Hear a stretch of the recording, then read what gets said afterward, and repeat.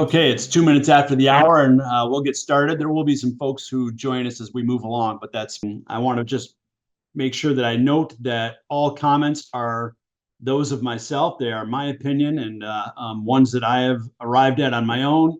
Obviously, I'm doing research consistently, and I really enjoy the opportunity to put this together and present to you. Also, please note, most of you have joined us in the past, and I do have to write this in advance, so all this information is about a week old, and I have to write it in advance to submit it to compliance for review, because anything presented needs that preliminary review for compliance. And then this recording will be reviewed by compliance, and then we will ultimately post it up on the website and send you a notification by email that it is available for your viewing pleasure. And yes, you're also welcome to share this with others if you would like. It's completely open content and there's nothing private about it. All right, let's dive in. So I always take some time to try to come up with what the name of the presentation should be. And I arrived at one that I thought was very fitting given where we are today. And obviously it's all gain and no pain. And the bottom line is that the frustrations from 2022 are long forgotten memories. And as the markets did bottom out on or about October 10th of 2022, things really started to change. Since that time, we've enjoyed a pretty incredible run in nearly every single equity market. Herman Willis again, Emily. I don't have any volume. Sorry, I just popped the mute on there. Herman, you keep clicking the microphone. Please be sure to not do that because we're hearing you. I'm sorry, since that time, it has pretty much been all gain and no pain going back to October 10th of 2022. As each of us know, that just isn't the way things go in life. The adage of no gain and no pain, or the idea that one must suffer before one can make progress, still holds true. Recency bias tends to kick in, and the desire to be part of the recent past leads many to take additional risk and what often proves to be the most incredibly bad time possible. In the stock market, that simply means piling money into what has done well recently without recognizing what the risk might really be for doing so. Today, we are going to take a deeper dive into today's stock market while also getting a glimpse at some other important things that are going on all around us. Put on your seatbelt, because in the next 40 minutes, we're going to talk about stocks, bonds, cash, interest rates, US debt, and inflation. So jump in, here we go. Sometime in the next 2 years, the federal debt will likely cross a pretty worrisome threshold. It will exceed the size of the country's annual economic output, or GDP, for the first time since 1946. It's just a statistic. It doesn't necessarily mean that things will change significantly, but it does reflect the challenges that we faced in our nation's budget. The 1940s was the result of World War II, while today's is the result of a combination of things, but most recently the combination of tax cuts and the Federal Reserve's response to COVID. It's also important to note that the current top income tax rate is 37%, while in the post-World War II era, the highest rate was 91%, between the regular rate and what back then was the surtax rate. As a matter of fact, the highest rate that we've ever seen was in 1944, when the highest taxpayers were paying a whopping 94% in tax. Little seems to be done about the debt, and the current political landscape only looks to expand it. The proposals put out by both parties in this election cycle really do little to address the national debt. In reality, no matter who we elect, if they do follow through on what their proposals have been, we'll see the national debt expand. And if things remain as they are, with the tax code expiring at the end of next year, the federal debt still climbs quite substantially over the next decade. While the US government receives revenue from several sources, the most significant is the collection of income taxes. In seeing the current situation and what the future holds, it's not difficult to understand why my thought is that income taxes need to increase in the not too distant future, perhaps even more so than the increase anticipated in 2026. Government spending is increasingly difficult to curb as a result of how the government commits its budget. In the early 1960s, mandatory spending by the US government totaled only 30% of the annual budget. But by 2022, it more than doubled to over 60%. Please recognize that the current budget is substantially more than what it was in the early 60s. So while that mandatory spending increase as a percentage has more than doubled, when interpreted in dollar amounts, it's absolutely astounding. We get the question often about how the US government is going to continue to service its debt over time. And if you take a look at the green line, that is the net interest expense that the US government experiences. While it is extremely high in dollar amount, as a percentage of the total budget, it has actually not wavered all that much over the last 60 years. Note this recent dip here, followed by a pretty substantial increase. That's a reflection of how much we've seen interest rates fluctuate in just the last 4.5 years. Since I touched on the topic of politics a moment ago, let's continue that conversation for just a moment. Many of you heard me say that in the past, that the stock market is really politically agnostic. And this is a good demonstration of that thought. In looking at all of the markets dating back to 1926, with the exception of the Great Depression, every single period of time that Democrats or Republicans have held office, it has resulted in an increase in the markets over those time periods. Diving a little deeper, we can also see how the markets have done during periods of control being shared by both parties or dominated by a single party.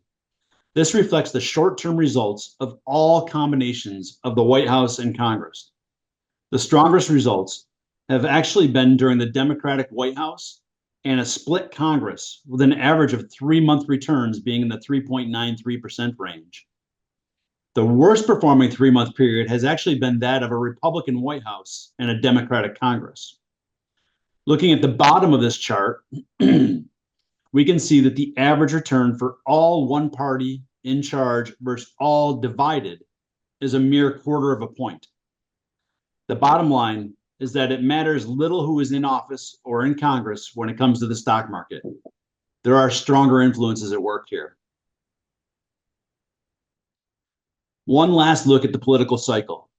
Interesting enough, the third and fourth quarter of the first year of a new president tend to be the strongest performing, even stronger than the markets for the same period in years 2 through 4 of an administration. However, it's also important to note that all time periods are, on average, positive during the first year of a president's term. All right, let's turn our attention to inflation. This is an area where most of us clearly feel a pain. Something many of us lose sight of is that inflation is a cumulative event. So while we did experience substantial increases in costs through 2022 and into 2023, the pace of that increase has slowed quite substantially. The readings that we see here are increases over the same period to the prior year. So if we start with June of 2022, right here, followed by, excuse me, which is on the far left of the chart here, we saw an overall increase of 9.1%, followed in June of 2023 of 3.0%, and June of 24 of, just by chance, another 3%. That means that what cost us $100 in June of 21 cost us $109.10 in June of 22, followed by $112.37 in June of 23, and finally $115.44 in June of 24, for a total inflationary increase since June of 21 of 15.44%. Things have certainly not gotten less expensive, but their costs have clearly increased more slowly as of recent. Many of you experienced the incredibly high inflationary times of the late 70s and going into the 80s, which were followed by extremely high interest rates in the 1980s. Recency bias causes many of us to only consider what has happened recently. Prior to the inflation that we experienced post-2022, we had a long period of very low inflation, as you can see here. In the planning that we do for you, we have consistently used 3.25% as our measure of inflation. I remember many, many instances of being challenged with that number, as the core CPI averaged near 2% for nearly 2 decades. The most recent experience with inflation has given us renewed confidence that that 3.25% number is in line with what we should be using, and potentially a bit low when you look at the 50-year average of 3.7%, which is up here. The good news is that at this point, the efforts by the Federal Reserve with increasing interest rates and now reversing course has resulted, so far anyway, in a very soft landing. This may just be one of the most significant Federal Reserve accomplishments since its establishment back in 1913. As we all know, the Fed cut rates back in September by 0.50%, which caused a lot of excitement, especially for those pursuing a mortgage. That didn't last long, as mortgage rates quickly climbed again as a result of the 10-year Treasury going from 3.63% to 4.09%. One of the things that influences Treasury rates is the long-term inflationary outlook. So as rates climb, it is often a result of the projected long-term inflation increase. Yes, that does indicate that there is some risk of inflation flaring up again in the not too distant future. One of the most sensitive parts of investing impacted by interest rates is the bond market. Historically speaking, bonds have been a very strong ballast to stocks in difficult markets. This chart looks at the median return of various types of investments during difficult US stock market periods dating all the way back to 1988. On average, we can see that all equities typically perform similarly, with emerging markets here being the most impacted on the downside, and treasuries over here, the most impacted on the upside. That all went by the wayside in 2022, as bonds experienced the beginning of one of their worst time periods in history. The good news is that things are finally improving for bonds, and the outlook for bonds is the strongest that it has been in years.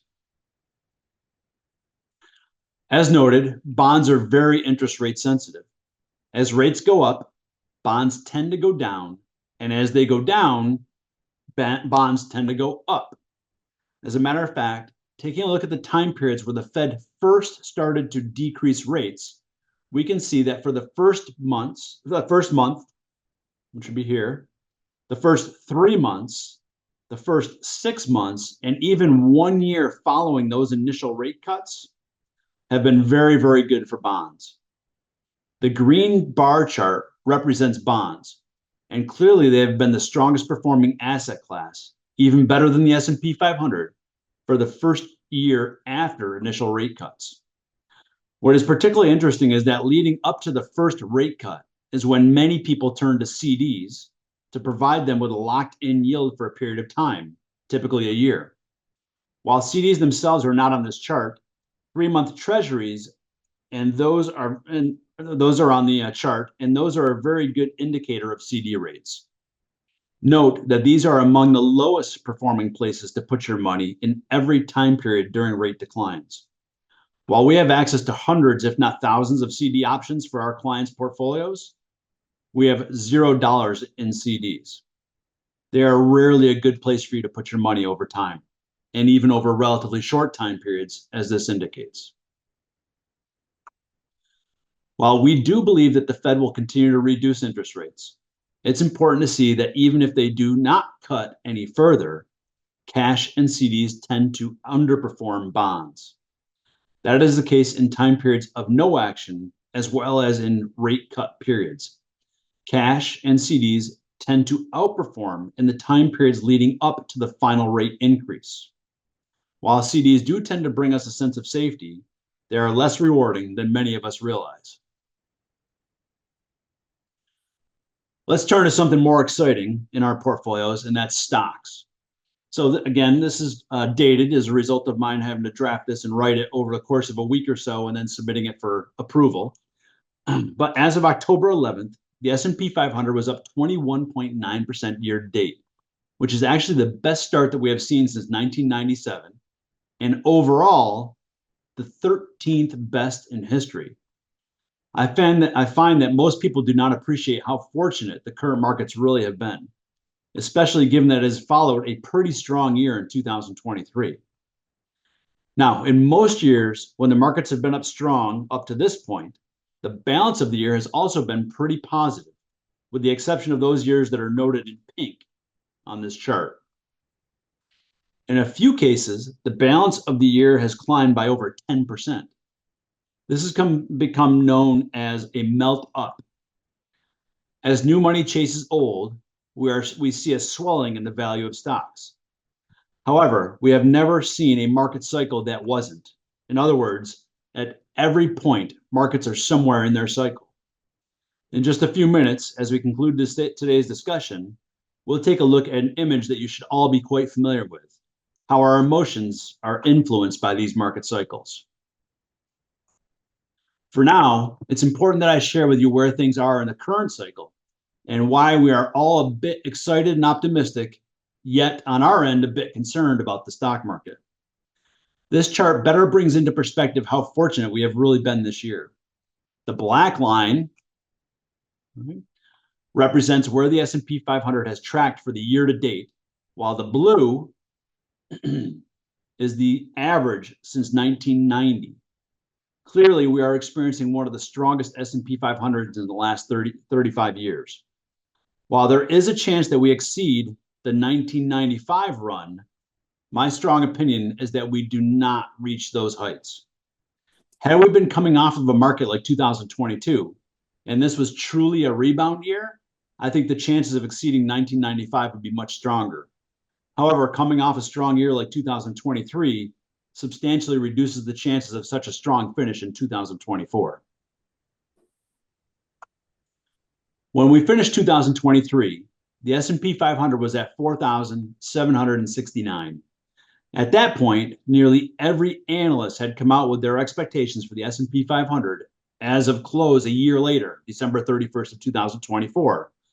Down at the bottom, you can see the name of each of these analysts and what their projection was for the next 12 months in the S&P 500.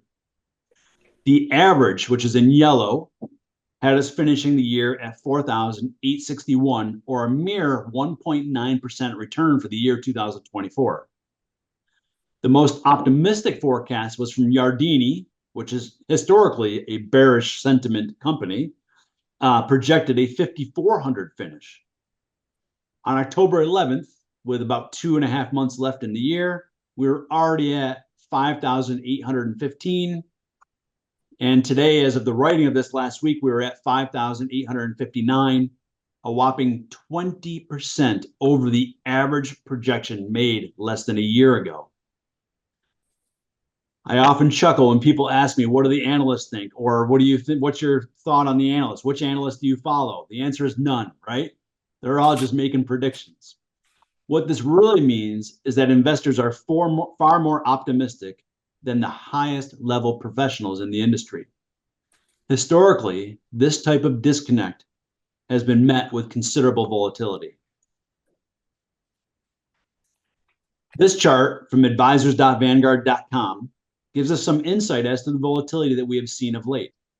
If we think of volatility as pain, going back to the title of the presentation, then this makes a lot more sense. As we know, 2023 and year-to-date 24 have brought us some very exciting gains. 2022 gave every one of us agita, and understandably so as we look at the bar chart for 2022, and it reveals a big jump in volatility, right? So for purposes of this chart, volatility is explained by a drawdown of 1% or more in a given day. Drawdowns, when it comes to our investments, are clearly painful, and 1% or more in a given day often leads to restless nights. So if you look at 2022, you can see there were around 90 days that we experienced more than a 1% drawdown. Right? It is not always the case that we experience few drawdowns in good years, as 2009 through 2011 point out. Right? We had some really good years here, but drawdowns were still pretty substantial, and then they settled in the mid-teens here, and then again started to climb again. 2023 and 2024 have actually brought us some of the lowest number of days for volatility in the years the S&P performed at 20% or higher since the early 1990s. You can see here only about 25 or 31% drawdowns in 23, and year to date less than 20 in 24. Hence today's title, All Gain and No Pain. Looking more closely, what has tended to follow time periods of multiple years of low volatility, here, are years with high volatility. Our excitement about where we currently stand causes our vision of the future to blur. Let's bring some clarity to that vision. From 1996, right here, until 2008, right here, right? The S&P 500 experienced a pretty much zero result from a price appreciation standpoint over that entire period. Remember, you shut the speaker thing off, right? Just a reminder to please stay on mute.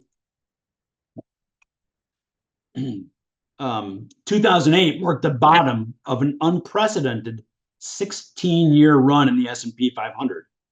The most meteoric rise being from March of 2020 until January of 2022, and then another from October of 22 until present day. Here's that first rise I just mentioned, and here's that second. Many things have influenced this run, but perhaps nothing more than that phrase that Greenspan coined back in December of 1996, irrational exuberance. He was speaking of inflated asset values. Mind you that the markets extended their historic run for a full 3 years after his comments, making it clear that valuations alone do not indicate where the stock market will go in the immediate future. Another important factor is momentum.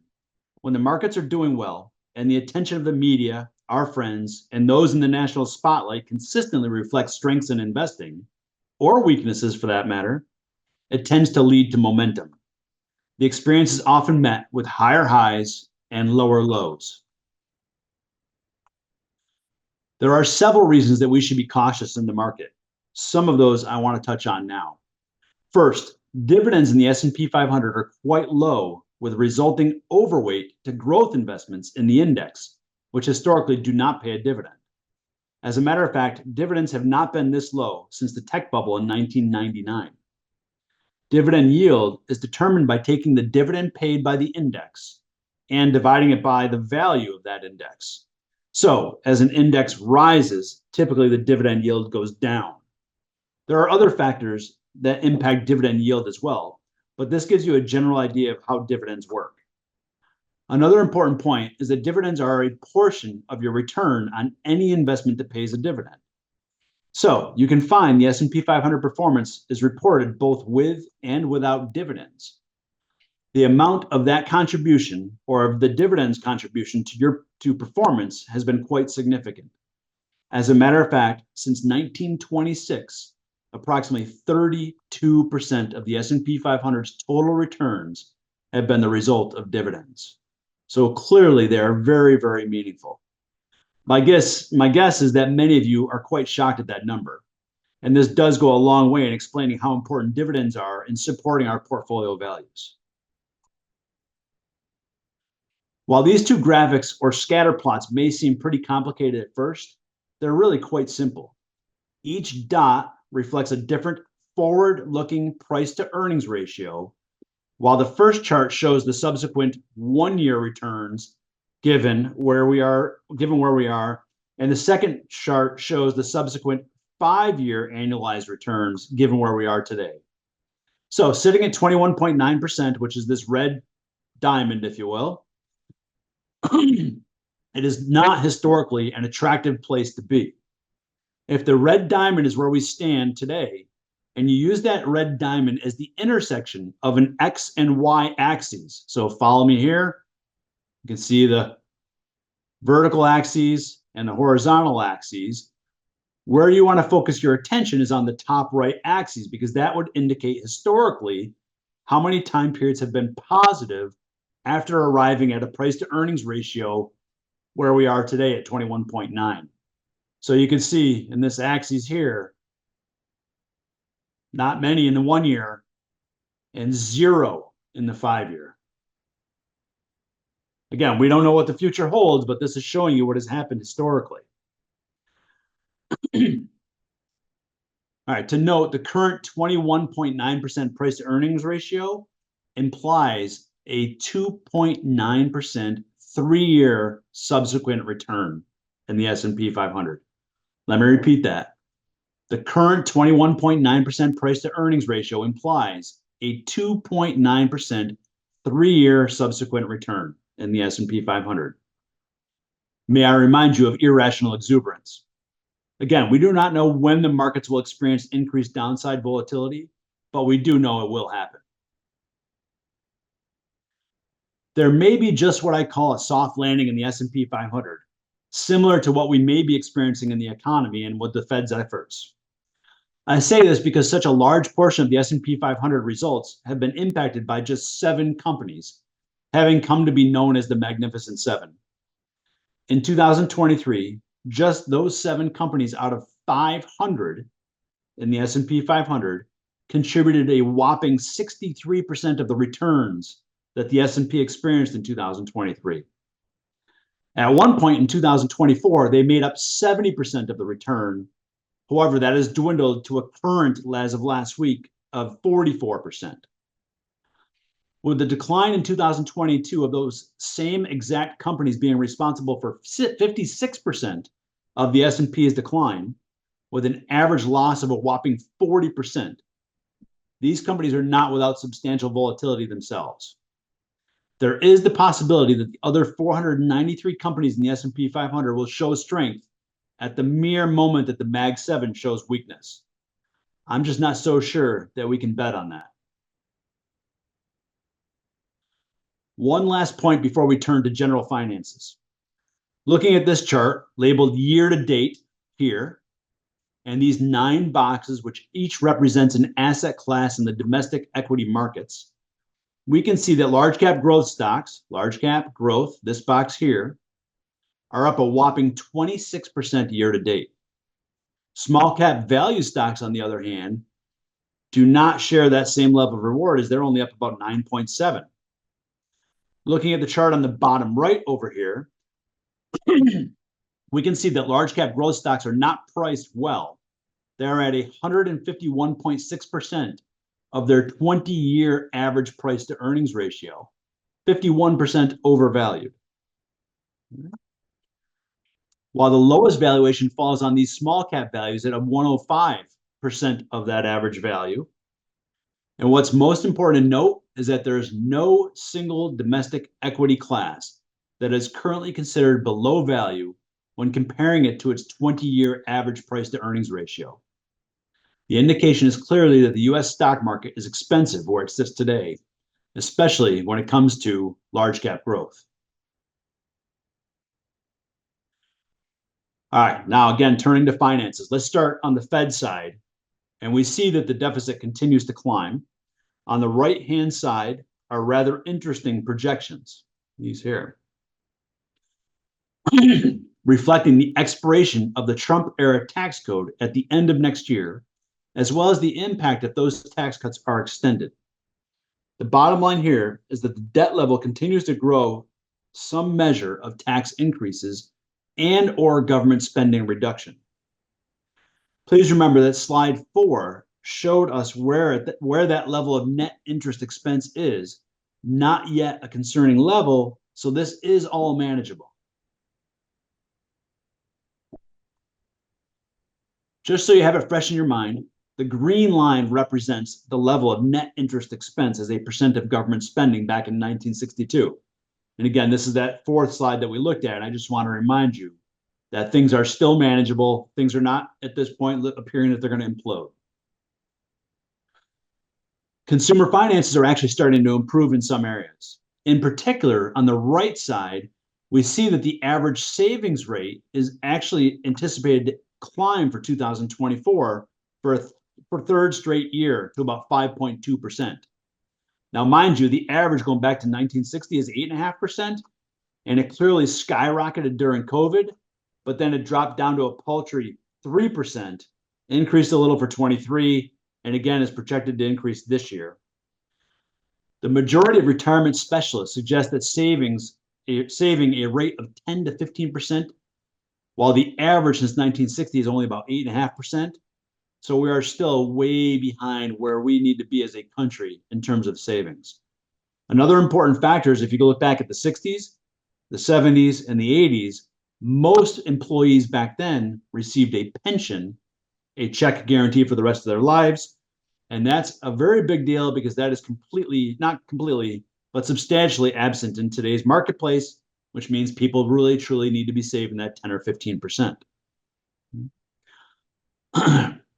With the current savings rate at about 1/3 of where specialists suggest our savings rate being, there is great reason to be concerned for the long-term health of the consumer.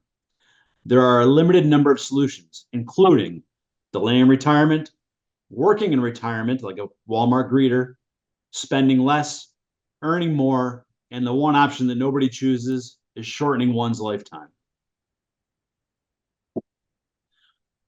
Diving a little bit further into the consumer finance picture starts to shed light on some areas that are starting to become a bit of a concern.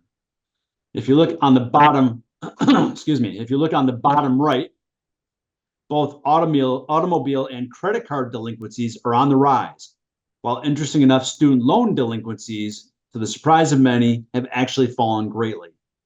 This obviously has something to do with the Biden administration's student loan forgiveness efforts. One last point, the debt service ratio as a percentage of disposable personal income is still quite low versus the average going back to 1980. So you can see here that household debt service is only at 10.1%, which is about in line with where it's been for 15 years almost. Skyrocketed in 2008, but you can see it was much higher back here. Those of you who were around back then, you know the high interest rates caused household debt to swell and therefore debt service to swell. Please note, though, it has risen pretty dramatically since marking the lowest in history back in 2020.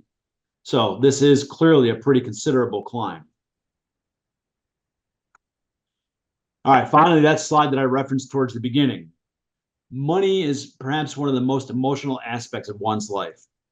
It may not necessarily reflect the highest or lowest emotion point of our lives, but it is the one that is ever present. Controlling those emotions is a significant challenge due to the influence of everything around us, our friends, our family, newspapers, magazines, television, radio, and the list goes on. To expect one to tune out all that noise is impossible. But to ensure one's emotions do not lead to poor decision-making is one of the most important reasons to work with a team like ours. We fully recognize that the market movements will have an impact on each and every one of us emotionally, including us here at Custom Wealth Management. Those strongest emotions are typically felt when the markets are experiencing a downturn. Even still, we experience pretty strong emotions when the markets are going up, but the sense of gain is far less staggering than the sense of loss. It is all too common for us to have discussions about those few positions that are experiencing very strong results in the current market, and not common enough that we have conversations about those positions having averaged a negative 40% loss like they did in 2022. The fear of missing out, which has become widely known as FOMO, F-O-M-O, is a very, very real emotion, and then one that every one of us experiences regularly in different areas of our lives. When it comes to investing, we only have FOMO after a position has reached an incredibly successful point. We don't have that FOMO when the position dropped 40% or when the position is fighting to get back to its recent value.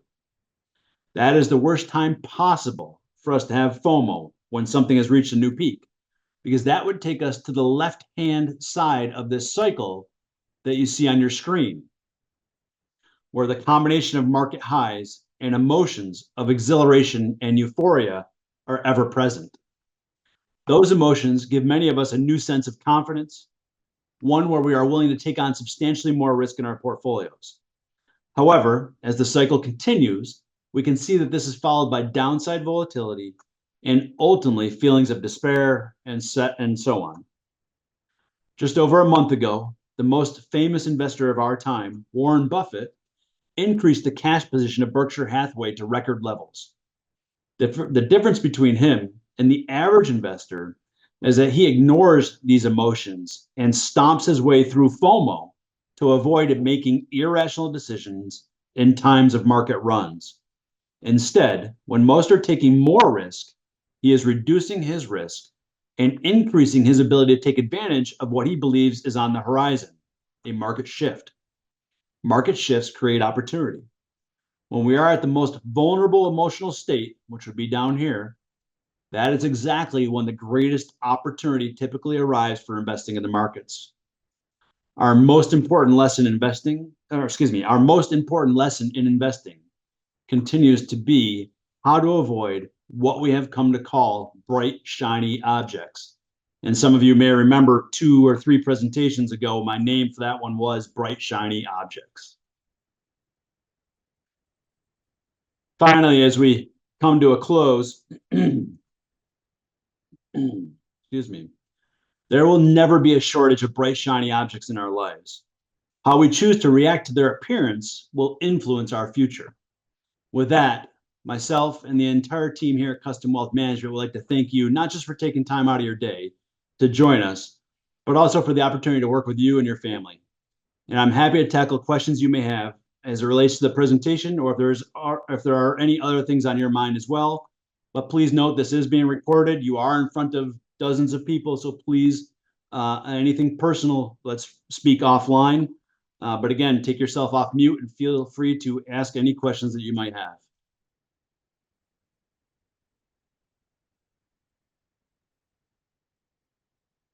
Or I may have just killed it and you don't have any questions.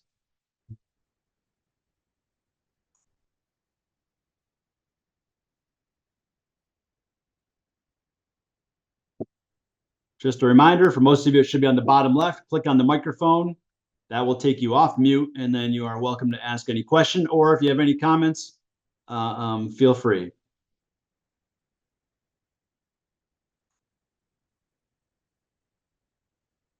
I was right exactly at 40 minutes, so I feel good about that, but I'm surprised there's no questions. Well, John, should we feel good or should we feel bad? I guess that answer lies in the beholder, right? We're pretty optimistic about year end, right? But I don't think any of us should expect next year to be anything like this year unless we get, I don't even know how luck would be defined in that case. So I don't, I think you should just be excited that we've had such a good run here, and, determine how to make sure we continue to protect ourselves from a potential run in the other direction. Now, nothing indicates that we're going to have a huge fall off. We're not expecting a huge downturn unless something substantial happens that hasn't happened yet. But again, we do think that it's important to recognize that this is probably more of an opportunity to be defensive as opposed to offensive. Thanks. That's helpful. Certainly. And John, this is Jim. I think you did an excellent presentation. Thank you very much.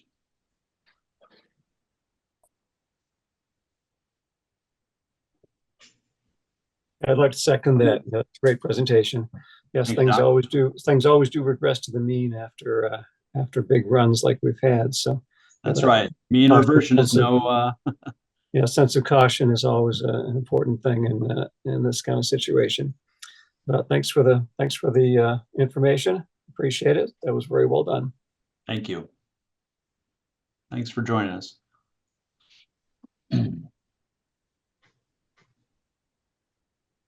Any other questions? Doc Gary, I see your head spinning.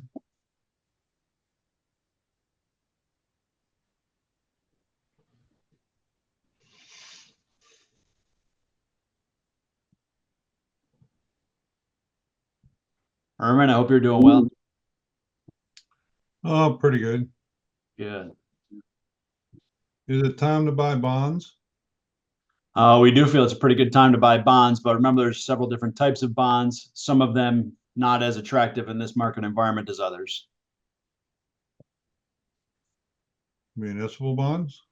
Yeah, we think a lot of municipals look pretty attractive. Yeah.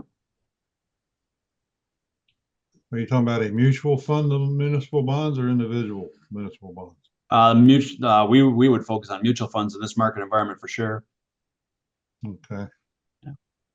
I think we Yeah, you're already have seeing tax-free yields, AMT and federal tax-free yields that are higher than treasuries by a solid point and a half in some cases.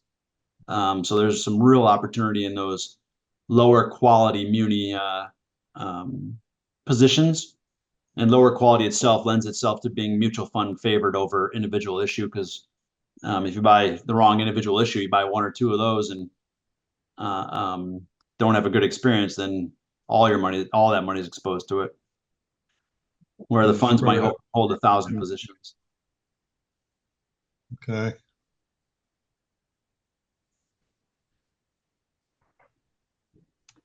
Other questions? I'll hang out for a couple more minutes and again, answer whatever comes to mind, or if you have just comments or whatever you'd like. How closely are you monitoring the yen against the US dollar? Not really. If we had investments that were specifically impacted by that, then we certainly would be more so. We have taken an interest in Asia in terms of some of our analysis and looking at more so what China is doing. But Japan's been pretty interesting too. There's a lot of investors that we have a tremendous amount of confidence in, including Buffett, who has moved a lot of his personal investments into China. And for those of you who didn't notice, about, I guess it's been a month or so now, there was a huge quick run in China because of the Chinese efforts to instill some more confidence in their economy. And we suspect that there could be some attractive opportunities coming out of China.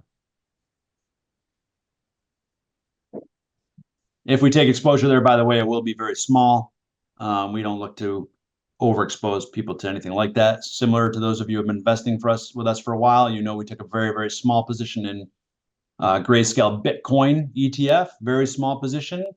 But that has been a very, very rewarding experience. And of course, we look back and everybody feels, well, we should have done more, of course. Thanks, John. Quite welcome.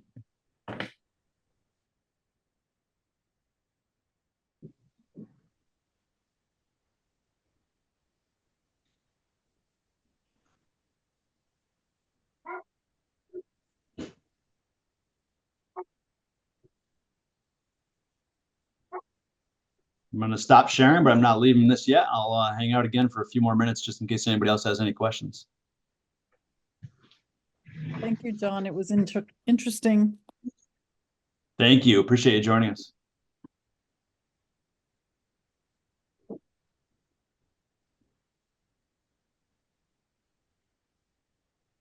John, great presentation. But as always, Annie and I wish to express our gratitude for giving us confidence, particularly as we tend to have a bit of a negative or apocalyptic mindset. And it's very calming and reassuring. And we appreciate your work and the entire team. Yes, sir. Thank you. We appreciate the opportunity, John.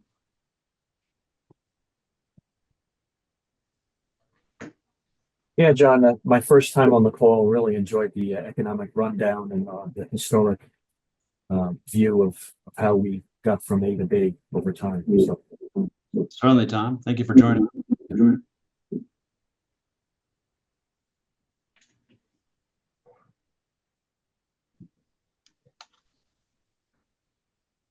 All right, we'll give it another minute and then I'll leave you all to your evening. Thank you, John. You're quite welcome.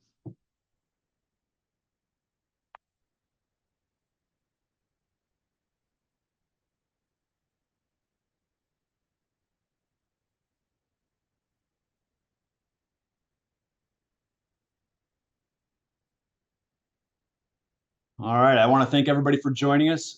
This recording, we don't know exact date that it'll be approved by compliance, but once it does, we will get it out and send an email follow-up letting you know that it's available so you can watch on your own time. If you have any questions you didn't want to ask in front of the group, don't hesitate to send us an email or give a phone call. We would be happy to speak with you and take you through some of our thoughts and any additional details.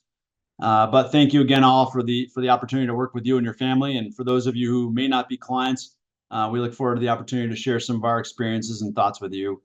Have a great Monday afternoon, Monday evening. happy Halloween, happy early Thanksgiving, and stay warm. Thank you. Thanks, John. Thank you.